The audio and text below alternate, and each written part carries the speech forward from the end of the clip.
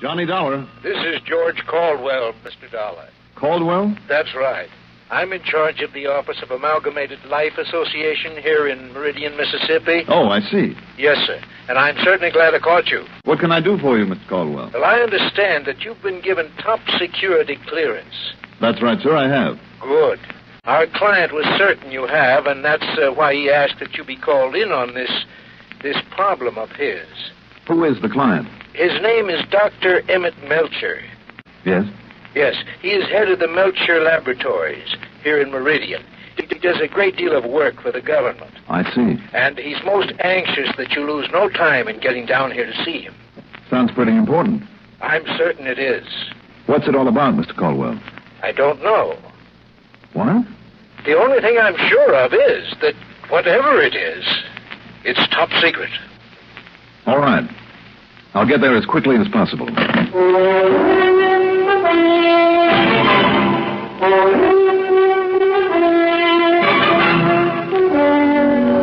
CBS Radio Network brings you Mandel Kramer in the exciting adventures of the man with the action-packed expense account. America's fabulous freelance insurance investigator, yours truly, Johnny Dollar.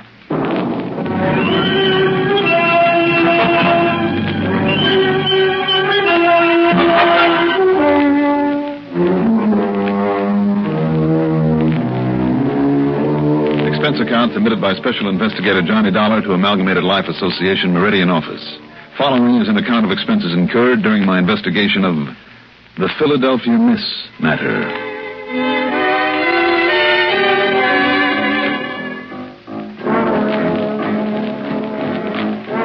Expense account item 1, 8160, cab to Bradley Field and plane fare to Meridian, Mississippi. Making connections wasn't as easy as I'd hoped. I had a stopover in New York, another in Atlanta, Georgia, so it was nearly 7 p.m. by the time I landed in the busy railroad and manufacturing center with its stockyards and business in cotton, tobacco, fruit, poultry, and lumber. In the hopes that Caldwell might still be waiting for me at his office, I grabbed a taxi. That's item 2, $1.85. Okay, buddy, where to, huh? You know the address of the Amalgamated Life building? Are you kidding, buddy? I know this town like the back of my hand. Where'd you say you want to go? Amalgamated Life Association. Say it again, just once more. Amalgamated Life. I knowed it the minute you open that yap of yours. Hiya, Johnny. Johnny? Sure. I don't get it. You mean you don't recognize me? I'm afraid not. You kidding? I drove you halfway all over New York City one night when I was working up there. Oh, I see. Yeah, it was a couple of years ago. You was chasing some crook from all the way down to Pier 27 all the way up to the Bronx. That's my old hometown. Sure, you're Johnny Dollar. Remember how much help I was helping you run down that crook that time? My name is Bernard York, and just call me Bernie. All right, Bernie. Yeah, boy, I sure remember that big fat tip you gave me that night. Hey, kept me eating steak for a week. And now you listen, Johnny. Yes, Bernie. You need any more help? I mean, down here, you just give me the buzz. Now, you do that, Johnny. All right, sure. Yeah, I may not talk too good, Johnny, but when it comes to using the old noodle, a New York boy like me has it all over the yokels from any other part of the country, and that's a fact. So, what kind of case you got down here, huh? I haven't the least idea. Oh, now don't give me that, Johnny. No, it's a fact. Okay. You keep it a secret if you want. I don't blame you. I guess it's part of your business. But I'll try and keep an eye on you, Johnny. And when you need my help, you just let me know, okay? Okay, Bernie. Okay.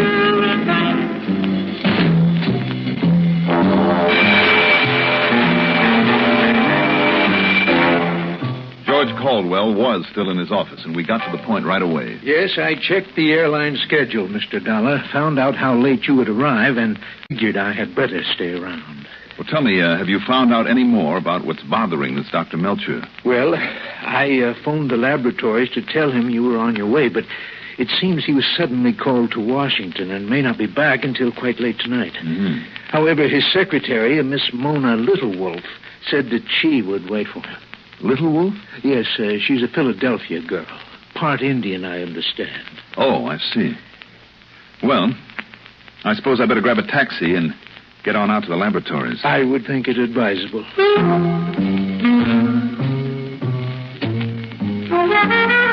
And the man behind the wheel of the taxi that just happened to be waiting out front? My pal, Bernie again.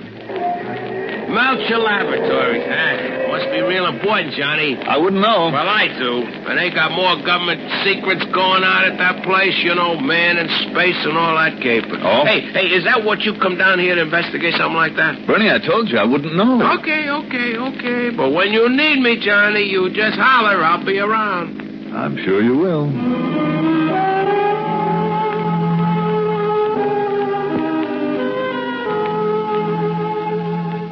That secretary, Mona Littlewolf, it was worth the trip to Meridian. About 5'3" or 4", with jet black hair and an olive complexion that was out of this world. Dark eyes that didn't miss a thing but said plenty. And when you talk about two people who click on the spot, brother, this was it. It was first names right off the bat, and I felt perfectly willing to forget about Dr. Melcher and all his problems and give my time to her. And, she kind of gave me reason to think she felt the same. Oh, now stop. Flatterer. Well, how do you keep that beautiful tan sitting around in an office all day? I told you. I'm part Indian. One of the few 1,000% Americans left around here. That explains the last name, Littlewolf. Mm-hmm. And you're sure your name isn't really Johnny Big Wolf? Oh, Mona, you cut me to the quick. Tell me, when will Dr. Melcher be back? His last wire, it came in about an hour ago, said not until morning. That I should tell you to wait for him. You know what it is that he wants to see me about? You know something? What? I am his own private personal secretary. Mm-hmm. But I don't even know what goes on around this place. What he's developing or working on or anything. It's the eeriest thing, working here and not knowing what it's all about.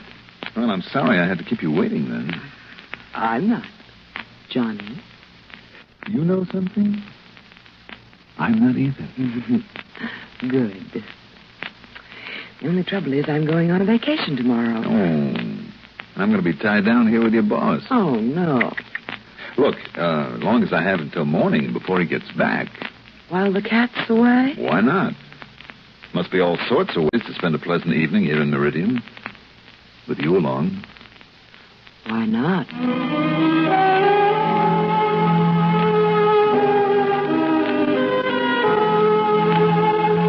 I fully expected pal Bernie and his taxi was still waiting outside, and after some snide comments on how fast I work and how well I pick him, he drove us back to town. I dropped her off at her apartment, then registered at the Lamar Hotel, showered, shaved, then picked her up and we proceeded to do the town. This time, by some miracle, without Bernie around. It was something after 3 o'clock in the morning by the time Mona and I helped close up the last nightclub on our list, then went out to the nearly vacant street to look for a cab. Taxi, run! Oh, what a wonderful evening, Johnny, darling. Mona, have you looked? It's morning. Then the morning's wonderful. You're wonderful. Everything is wonderful. Oh, Mona, are you sure you want to go away on that vacation? Mm-mm. But I'm afraid I better. But why? Truth, Johnny? The truth. You? I'd better kind of get away and think about you and me. Mona, another day or two. You want a taxi, mister? Oh, yeah, sure. I didn't want to disturb you and the lady, but here you are, sir. All right, thank you. Mona? Yes. Get away, mister. I'll help her in. Wait a minute now. Get in, lady. Just a minute. And stay in there and shut up. Now, look. No, you don't. Oh, no? Ah. And just to make sure, mister.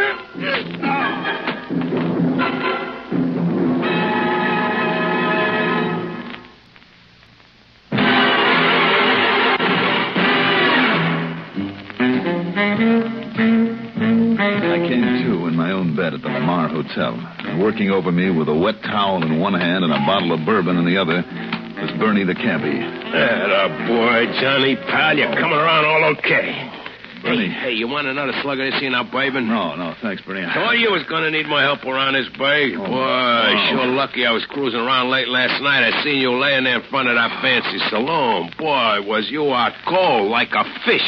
Bernie, what time is it? Well, it's almost 9 a.m. in the morning. Now, you lay still. I'll call. I'll have some breakfast brung up. No. And some good strong coffee, boy. Hey, let me have that phone, will you? What? Now, listen, Johnny, pal, you better just relax. Hello. Now, Hello, operator. Johnny. Operator.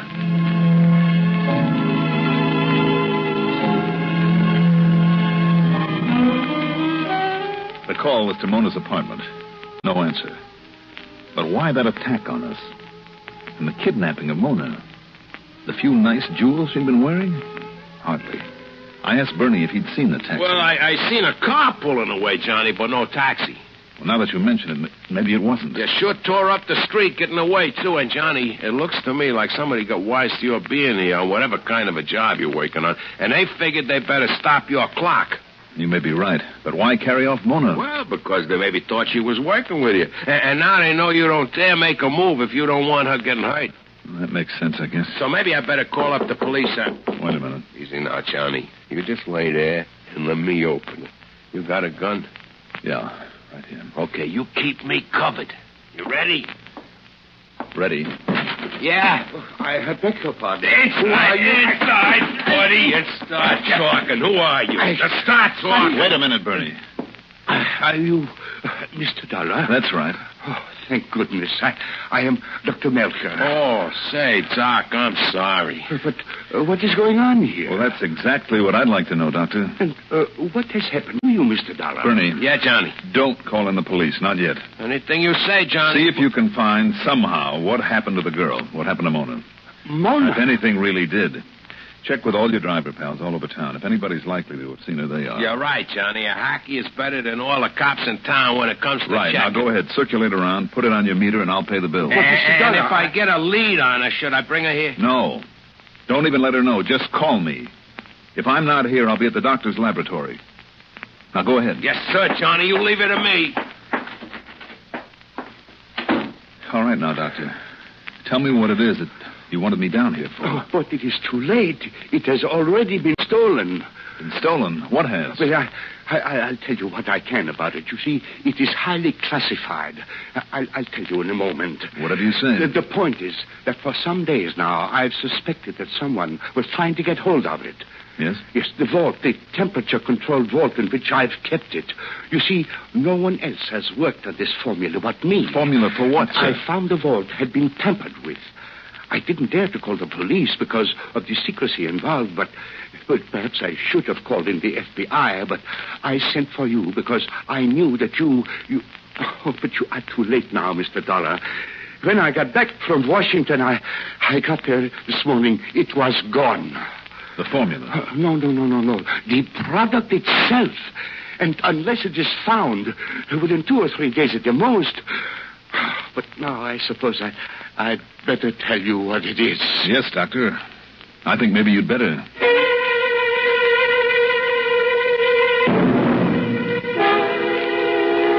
Believe me, what Dr. Melcher told me is classified. I can only tell you it has to do with, well, a sort of experimental fuel he's been working on. What's more, Mr. Dollar, this substance is not only very powerful, but extremely unstable. Unless carefully controlled temperature and pressure are maintained constantly... An explosion, Doctor? Something like that? A most devastating explosion would take place. Not when it is perfected, you understand. That is what I am working on. But in its present form, the form in which it was stolen... Why would it be stolen? Full knowledge of it could be worth millions. You mean to a foreign power? To anyone working in this field. But don't you see, whoever stole it does not know the sample he took is incomplete, is imperfect, is terribly, terribly dangerous. Within a matter of a day or two... You simply got to find it, Mr. Dollar. Listen, did you tell anyone that I was coming here? No one. Except, of course, Mr. Colwell at the insurance company. But no one else? No one else. Absolutely no one. She told me she had orders to wait around for me. She? Yes, Mona. But So, obviously, the attack on her was only a fake. A cover-up. Oh, no, Mr. Dollar. I have a sneaking suspicion that when we find her, we'll find this... what we're looking for. Oh, but I can't believe it. Mona. You said it's worth $1 million, didn't you? Millions. All right, she knew I was coming because Caldwell phoned your office yesterday. And she must have figured out why. That girl's got a brain, Doctor. She knew then that she'd have to act fast, she and whoever's working with her, like the man who tried to kill me last night. Tried to kill you? Yes, it was her idea to go to that particular nightclub. It was a rendezvous with that goon. Now it all ties up. Hello? Here's the word on it, Johnny. Yes, Bernie. I got it from one of the drivers waste the depot in the bus station. Yes? Furthermore, he's known that dame for years. Yes, Bernie, go on. I mean, he's seen her around. He's had her for a fair, so there's no mistake about it. Where is she? Took off on a bus with a heavy suitcase with her. Took off to where? Bought a ticket to Philadelphia. Philadelphia. That's right. But now, Johnny... All right, Bernie, thanks. Caldwell said she came here from Philadelphia. Doctor, I'll see you later. Where are you going, Mr. Dollar? The airport. Airport? That's right. Oh, but I'm afraid I don't... Oh, but you must understand the danger, Mr. Dollar. If that substance is not found... No time to talk about it, Doctor. I've got to get out to that airport and fast.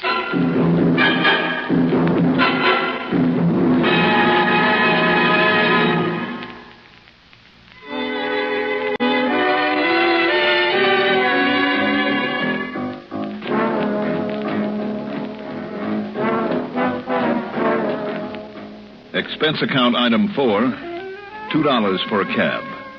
Not Bernie's, couldn't wait for him. A cab to the airport.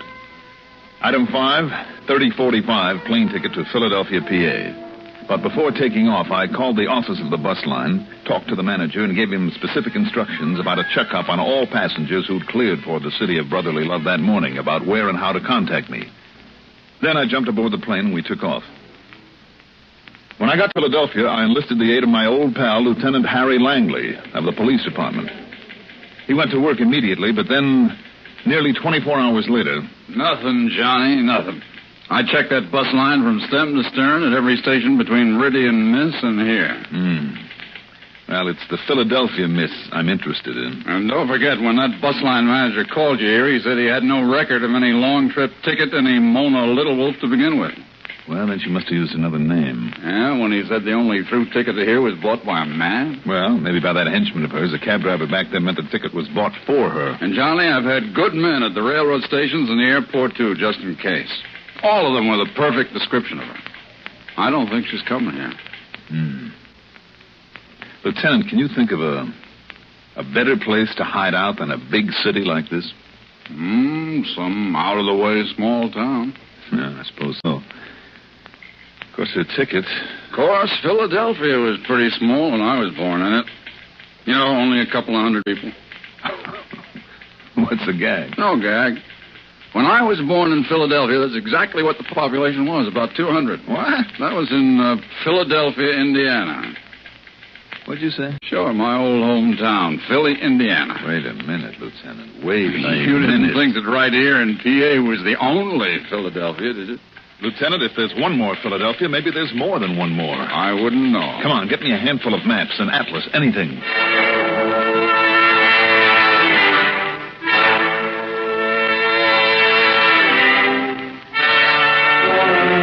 And the other one?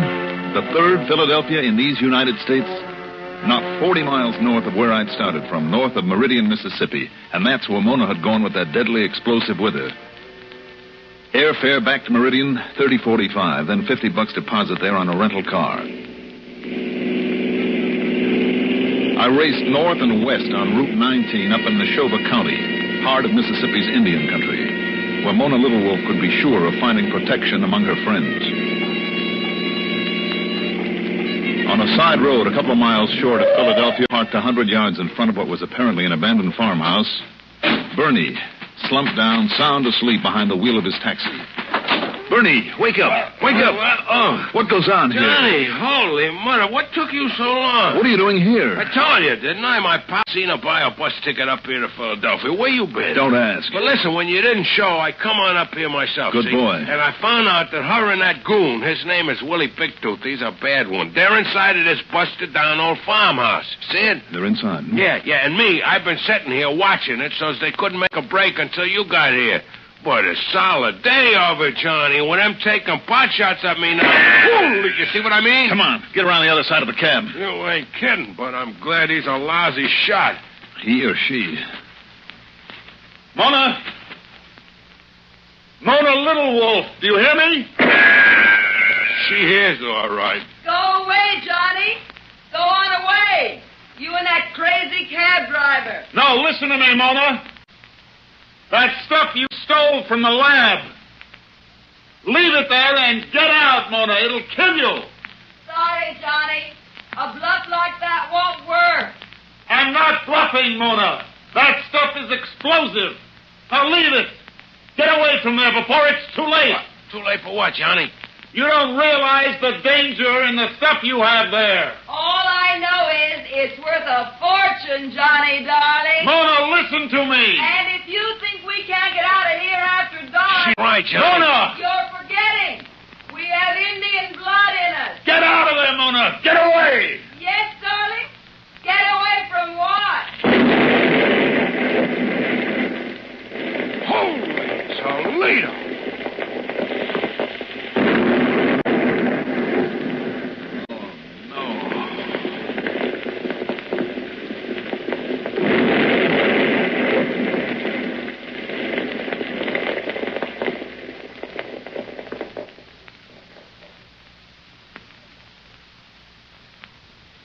Any comments on this case? Why bother?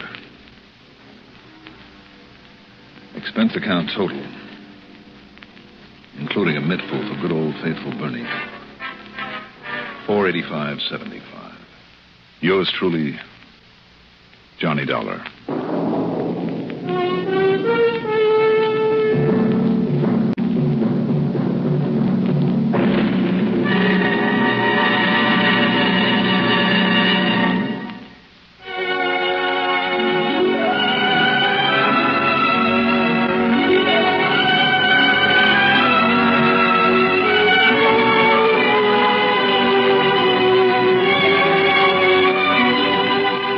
Yours truly, Johnny Dollar, is written by Jack Johnstone, produced and directed by Bruno Zerato Jr., musical supervision by Ethel Huber. Johnny Dollar is played by Mandel Kramer. Also featured in our cast were Mason Adams as Bernie, Arthur Cole as Dr. Melcher, Rita Lloyd as Mona Littlewolf, Martin Blaine as Lieutenant Langley. Be sure to join us next week, same time, same station, for another exciting story of Yours truly, Johnny Dollar. This is Stuart Metz speaking.